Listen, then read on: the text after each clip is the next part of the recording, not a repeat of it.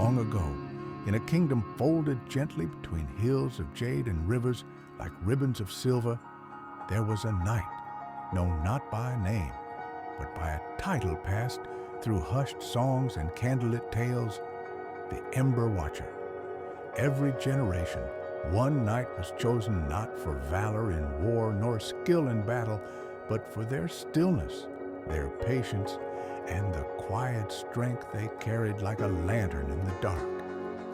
This knight was tasked not with fighting dragons nor leading armies, but with watching over the realm in its most vulnerable hours, the dusk between one age and the next. The Ember Watcher of this age had taken to the Western Tower a long-forgotten stronghold. The stone walls, though weathered by centuries, still stood like ancient sentinels. From there, he watched the horizon, where the sun melted into twilight, and where the distant spires of the eternal cathedral pierced the sky like black iron needles. Each evening, as the sky bloomed in hues of amber and violet, he kindled a small fire. The flames crackled softly, more whisper than roar, painting the stones with warm light. He would sit beside it in silence, wrapped in a deep red cloak, his armor catching glimmers of firelight like starlight on water. His sword, though rarely drawn, remained at his side, not as a threat, but as a companion. The fire was not for warmth nor protection. It was a symbol, a beacon for those who had lost their way in the vast, shadowed lands of the kingdom.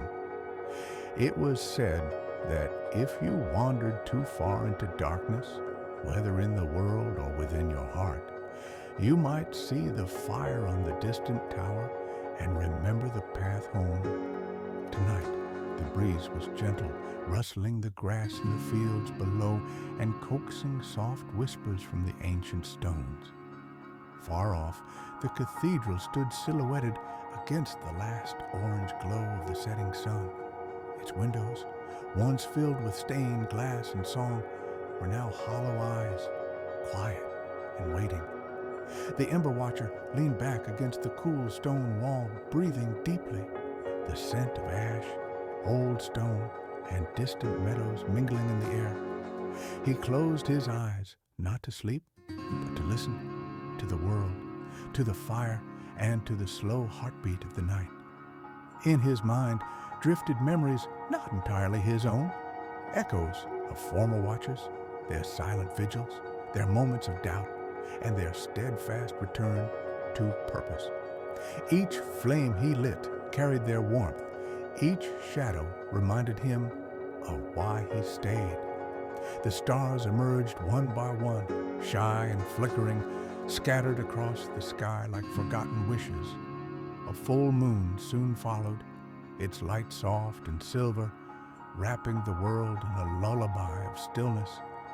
And then, as if responding to a memory only the night could remember, a soft light stirred in the far windows of the cathedral. Just a flicker, faint and trembling. The knight opened his eyes and watched. He made no move to leave his place. There was no need. The fire was already burning, for some things do not need to be chased, only witnessed. Some awakenings begin not with a trumpet call, but with a quiet vigil and a flame that refuses to die. And so, with the wind humming lullabies and the fire singing to the stars, the Ember Watcher closed his eyes once more, not to guard but to rest, knowing that even in sleep the flame would keep its promise. Somewhere in the world, someone would look to the horizon tonight and find peace, not because they were saved, but because they were remembered. And so the night deepened, and the night slept, and the fire whispered softly on. The hours passed gently, like autumn leaves drifting in a slow river. Time in that place did not march. It meandered, resting in hollows of stillness, brushing lightly over armor and stone, letting the world exhale in peace. Beneath the stars, the night stirred slightly, not awakened by danger, but by the subtle change in the air. The fire, though steady, now danced differently, taller, more awake. Sparks leapt upward like fireflies returning home. The watcher opened his eyes. A soft mist had begun to settle over the fields. It glowed faintly in the moonlight, blanketing the earth like a sigh. The distant cathedral seemed even further away now, half veiled in silver fog, its edges blurred like a memory from a dream. And yet, that same faint light still pulsed in one of its high windows, steady, distant, patient. The knight sat up straighter, not alarmed, never alarmed, but aware. A change had come, the kind not marked by bells or banners, but by the way silence felt different in your chest. He leaned forward and fed a few more sticks to the fire. It welcomed them with gentle crackles, then settled into its glowing breath once again. He thought of the days before this one, not just his, but those of every ember watcher before him. Their paths were all different, but their burden the same. They were the quiet ones, the ones who stayed when others moved on, who listened when the world spoke in whispers too faint for others to hear.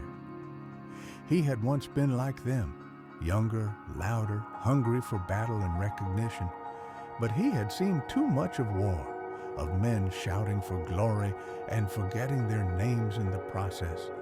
He had watched fortresses rise and fall like the tides. He had stood among the ruins of proud cities and seen that, in the end, it was the small lights, candles in cottage windows, campfires in the wild, that mattered most. So when the time came and the choice was offered, not as command, but as invitation, he chose the Ember Watch.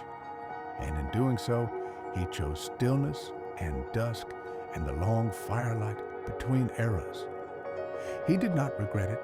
A gentle sound drifted up from the fields below, soft hoofbeats on dewy grass. He turned his gaze downward, past the crumbling ramparts, and there, through the mist, he saw a figure on horseback, cloaked, slow-moving, their head tilted as if searching the horizon.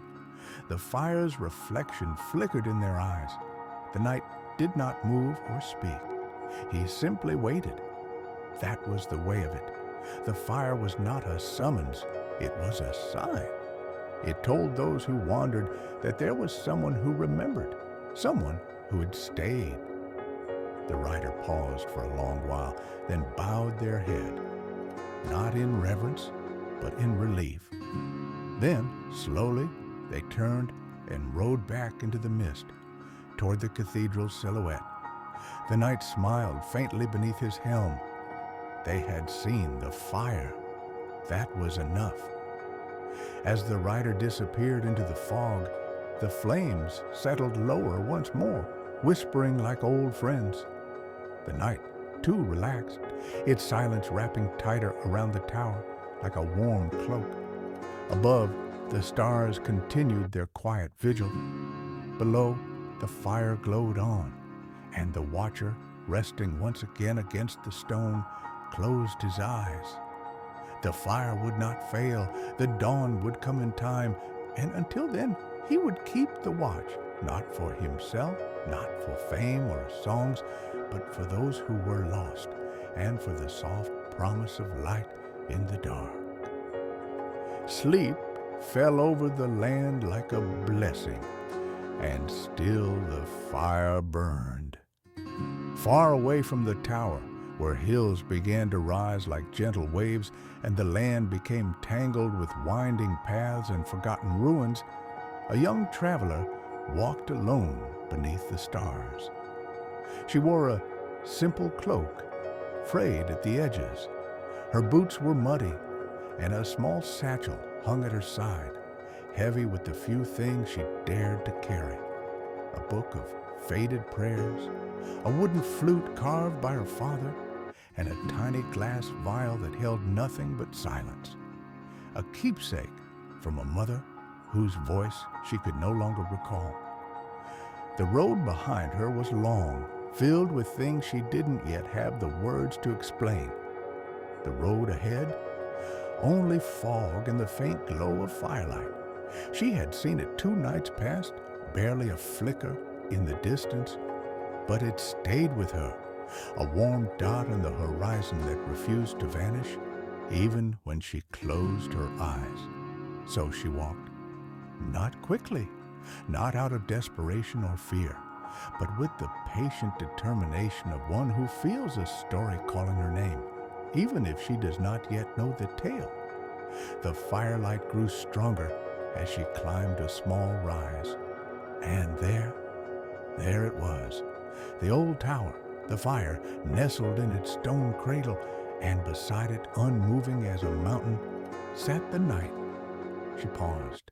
He did not speak, did not rise, just watched her with the calm of someone who had seen 1,000 arrivals and never rushed a single one. She approached slowly, the mist curling around her feet. The heat of the fire reached her skin like the memory of a summer long gone. She knelt beside it across from him and finally felt the ache in her bones loosen. They sat in silence for a long while, no questions, no explanations, only the fire between them, the hush of night, and the soft, constant wind brushing the battlements. Then, softly, the knight reached beside him and retrieved a small iron kettle. With movements practiced in quiet, he poured water from a leather pouch, added a few leaves from a bundle in his pack, and set it in the flames.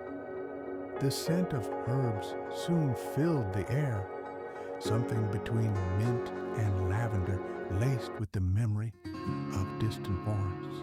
The girl blinked slowly. The world felt heavy and light all at once. "You've come far," the knight said at last, his voice like gravel and velvet. She nodded. "I think I was always meant to." He didn't ask why. Instead, he offered her a cup. She drank, and it warmed her from the inside out, uncoiling her fears like knots untied. The fire snapped softly, the stars wheeled above, and for a moment, perhaps the first in many moons, she knew she was safe. "Will you stay?" the knight asked gently. She looked into the fire, then toward the distant cathedral where the pale light still shimmered like a held breath. "For a little while," she said. The knight nodded once. That was always enough. But to rest together in the hush between night and day, where all lost things find their way back. Morning came not with fanfare, but with grace. The horizon, once cloaked in shadows and moonlight, began to blush with the softest hues of peach and rose. The clouds, those quiet companions of the long night, turned from indigo to gold, like they had been waiting all this time to reveal their true selves. The knight awoke first. He did not rise quickly, he never did. His kind had long ago learned that the world has no need for sudden movements at dawn. Instead, he opened his eyes beneath his visor and listened to the breath of the wind, to the gentle crackle of the fire's final coals, and to the rhythm of another's sleep beside him. The girl, the pilgrim, slept curled near the fire, wrapped in her cloak, her face lit by the kind light of morning. Peace suited her. It smoothed the furrow in her brow, softened the corners of her mouth. The road had been long for her. But now she rested like one who had reached the edge of something new. The knight stood and moved slowly to the edge of the battlement. His armor whispered softly as he walked, more ceremonial now than functional, burnished by years of wind and solitude.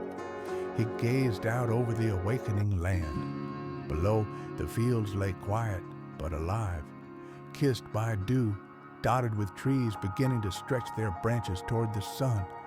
And far in the distance, the cathedral stood clear and proud in the light of day. Its stone, dark by night, now shimmered with a faint warmth, as if even it was slowly remembering what it had been built for. He heard a stir behind him. The girl had woken, sitting up with a slow stretch and a soft yawn. She rubbed her eyes and looked around, blinking as if unsure if the fire, the tower, and the night were real. "It's morning," she said, half in wonder. "It is," the knight replied. He walked back to her and offered another cup of warm tea from the kettle, which had somehow not run dry. As she sipped, she glanced toward the cathedral. "Do you ever go there?" The knight's gaze followed hers. "Not anymore." "Why?" He took a slow breath. "Because I am not meant to cross the threshold. My place is here, to keep the fire lit until the right ones arrive." She was quiet for a while. Then, "How do you know when it's your time to leave?" "When the fire no longer needs you." "And when does that happen?" He looked at her, eyes old and kind beneath his helm. "When someone else chooses to stay." They both watched the sun rise fully, and for a moment the tower glowed as if crowned in gold. Then the girl stood. She walked to the edge of the stone platform and looked out across the fields. Birds now darted between trees, and somewhere faintly, the bell of a village church chimed the hour. She inhaled deeply, tasting the morning, clean, soft, filled with possibilities. "I think I know where I need to go," she said at last, her voice quiet but certain. The knight nodded. "Then the path will open." She turned to him. "Thank you for the fire, for the silence." He bowed slightly. "It is my honor." And with one last glance at the ember-cradled hearth, she began her descent down the tower steps, her footsteps light, her spirit lighter. The knight watched her go. Then, for the first time in many years, he let the fire go out. It hissed softly, curling into smoke that rose and vanished in the sunlit air. He turned toward the horizon and waited, not for sleep, not for rest, but for the next soul who might come walking through the mist, seeking nothing more than a flame in the dark, and finding instead themselves. The tower would stand. The fire would rise again. And so the Ember Watcher remained. The girl walked with the calm surety of someone who had passed through something unseen. The road ahead was no less mysterious, but it no longer felt daunting. Each step pressed into soft earth, still damp with dew. Each breath tasted of wildflowers and distant pines. She didn't know the name of the place she was going. She only knew the direction. The cathedral, once a silhouette in a dream, now loomed clear on the horizon, vast, ancient, and etched with secrets. She could see the high arches and towering spires, windows like eyes gazing outward, and beneath them, a narrow path winding through green fields to its heavy front gates. As she walked, she passed others, a shepherd tending to his flock, who paused to tip his hat without speaking, a mother carrying a child, humming a tune that the wind seemed to carry beside her, a weathered old man seated on a stone, whittling a piece of wood into the shape of a star. They all nodded as she passed, not in recognition of her face, but of her purpose. There was something quiet and radiant about one who has sat by the fire and listened to silence. When she reached the threshold of the cathedral, she paused. The great doors stood before her, tall as giants, weathered as driftwood, marked with hundreds of carved names in dozens of languages. They bore no guards, no locks, only time itself. She stepped forward, hand reaching for the iron handle. Then suddenly, she heard it, a faint sound, like a bell underwater. She turned. Behind her, across the miles of green and morning light, she saw the tower where the knight had stayed, and from it, rising slowly into the bright blue sky, was a single plume of white smoke. She blinked, not from the fire. No, that had been allowed to rest. This was something new. Another soul had come. The watch had passed on. She smiled, eyes stinging with the weight of quiet joy. Then she turned back to the cathedral, drew in a breath, and pushed open the door. It creaked like a memory returning. Inside she found no congregation, no ceremony, only light. It spilled through stained glass windows in radiant colors, pooling on the floor in blues and reds and golds.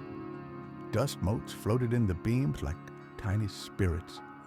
And at the far end of the vast, echoing hall stood an altar, not of gold or marble, but of simple stone, worn smooth by centuries of hands resting in prayer.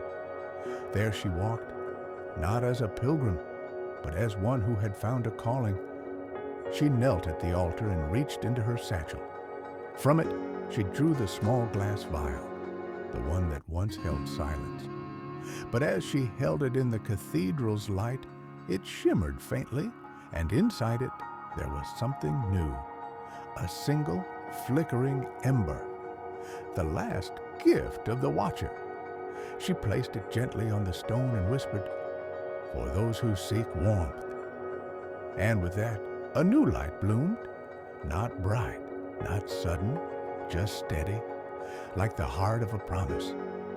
Beyond the cathedral walls, the world carried on. Farmers rose to tend their crops, rivers ran to meet the sea, and somewhere, high in a crumbling tower beneath the sky, a new watcher lit the first fire of their vigil. Because there will always be those who wander, and there must always be someone who waits. The new watcher arrived at dusk, as tradition silently dictates. The sun was just kissing the line between sky and soil, painting the world in amber and rust. Clouds drifted like sails through a sea of gold, and the air smelled of distant pine smoke and the first cooling notes of evening. They came not on horseback, nor with armor or banner, but on foot, wrapped in a weathered traveling cloak and carrying nothing but a staff of ash wood and a satchel that clinked softly with the sound of tools. They paused at the base of the tower, staring up at its ancient stones, and let out a breath, half awe, half fatigue. Ivy clung to the walls like old memories. The stones whispered their long history in the wind. They did not knock. There was no door to open. They simply stepped inside. The tower welcomed them the way old places do, not with sound or movement, but with the sense that you are no longer alone. The fire pit at the center was cold but clean, cleared by the knight who had left, a sign of readiness, of invitation. The new watcher knelt beside it, reached into their satchel, and drew out 3 things: a flint, a bundle of dried moss and cedar bark, and a small lidded clay jar. From the jar they drew a coal, still warm, wrapped in silk, the ember, the last gift from the one who came before. They held it close, whispered a quiet word, and set it into the nest of kindling. It caught quickly, eager, bright. The fire leapt to life. A new watch had begun. Outside, the wind carried the scent of fire across the fields, past trees and rivers, past the cathedral where the girl, now guardian of the inner flame, tended to pilgrims of her own. She paused in her reading, feeling the warmth on the wind, and smiled without knowing why. Elsewhere, far from both tower and temple, in a land of broken roads and lonely crossroads, a child woke from a troubling dream and looked out their window. There, far off in the night, a small light flickered, a fire. Their fear faded, and in the tower, the new watcher sat down beside the flame, laid aside their staff, and listened to the night unfold. They did not speak. They did not need to. The fire will tell the story now.